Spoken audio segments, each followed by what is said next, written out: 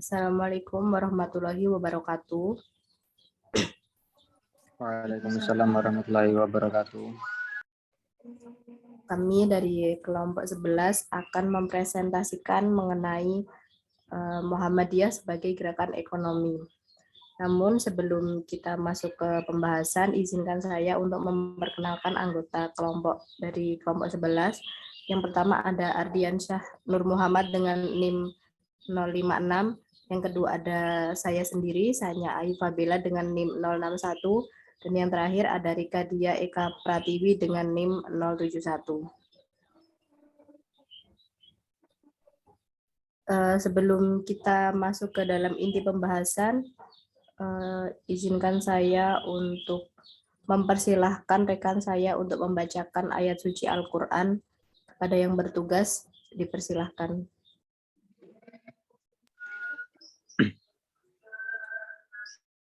Baik, saya akan membacakan ayat suci Al-Quran, yaitu surah An-Nisa ayat ke-29.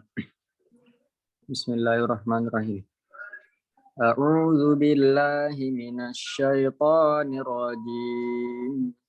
Ya ayyuhalladzina amanu la ta'kulu amwalakum bainakum bil batili illa an takuna tijaratan an taradim minkum wala taqtulu anfusakum innallaha kana bikum rahima. Shadaqallahul azim.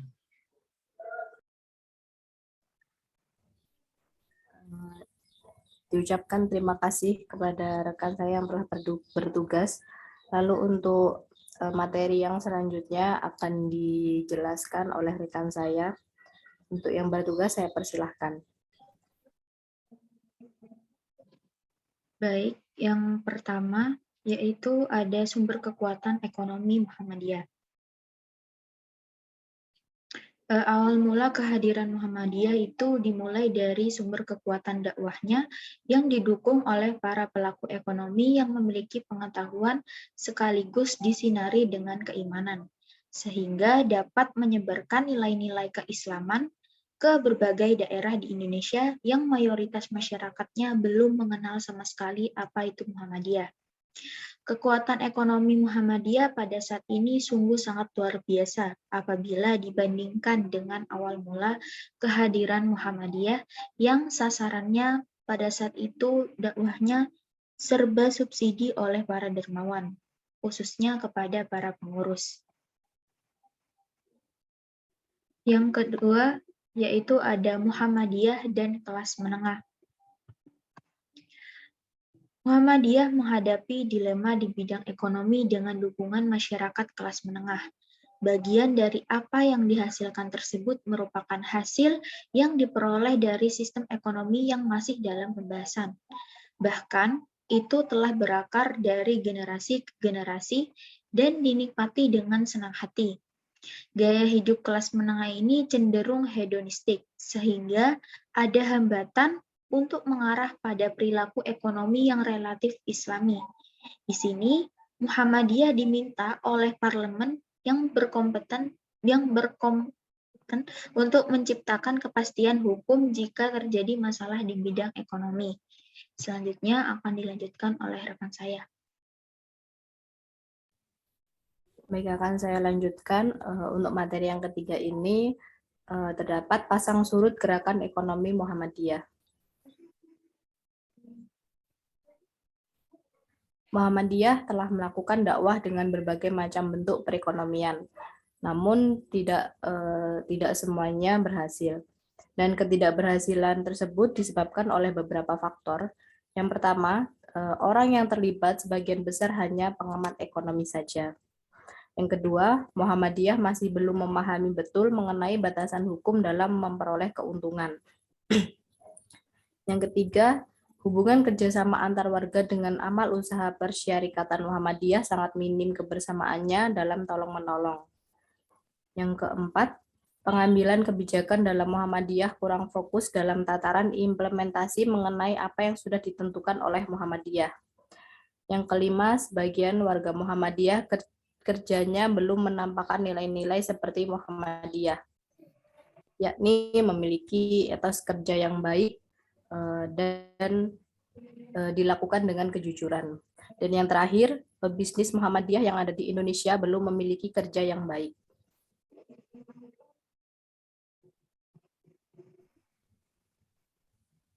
Lalu anggota Muhammadiyah mengelola usahanya secara pribadi dengan berhasil karena memiliki etos kerja yang baik. Mereka mampu mengelola usahanya dengan sangat tekun dan sabar. Apabila usaha tersebut dikelola dengan organisasi, maka usaha tersebut tidak akan memiliki perkembangan atau bahkan bisa menyebabkan kemunduran. Karena Muhammadiyah disupport dengan orang-orang kelas menengah dan rasional, hal ini bisa menarik kesimpulan bahwa ekonomi dalam Muhammadiyah bisa dikarenakan oleh elemen tertentu yang harus diperbaiki supaya gerakan Muhammadiyah bisa lebih maju lagi.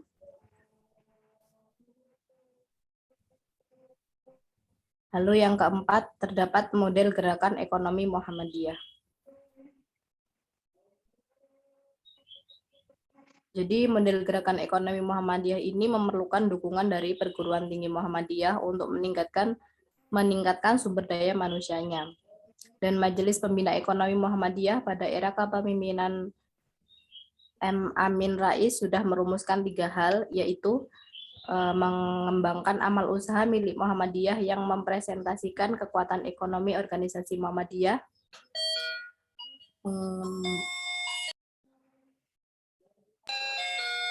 mengembangkan wadah koperasi bagi anggota Muhammadiyah, dan memberdayakan anggota Muhammadiyah pada bidang ekonomi dengan mengembangkan usaha-usaha milik anggota Muhammadiyah.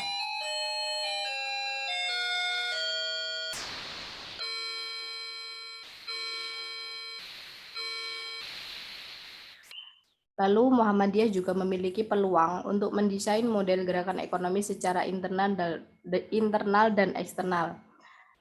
Yang secara eksternal yaitu anggota Muhammadiyah pasti memiliki relasi dengan dunia luar. Sehingga dengan begitu amal usaha Muhammadiyah pasti juga memiliki hubungan dengan lembaga-lembaga yang lainnya. Lalu secara internal yaitu melibatkan seluruh anggota Muhammadiyah serta keluarganya, anggota organisasi otonom Muhammadiyah beserta dengan keluarganya, dan amal usaha Muhammadiyah dengan segala perangkatnya.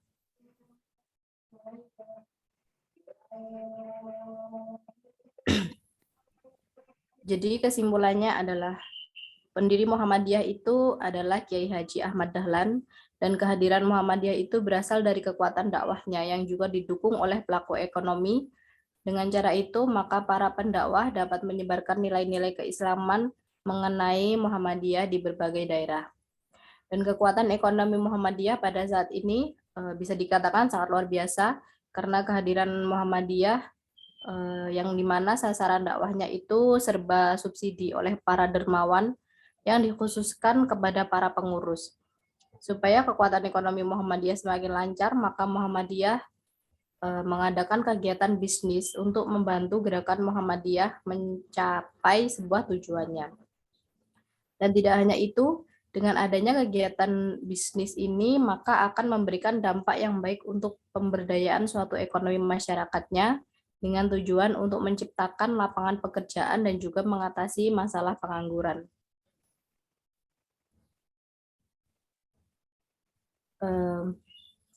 Baik.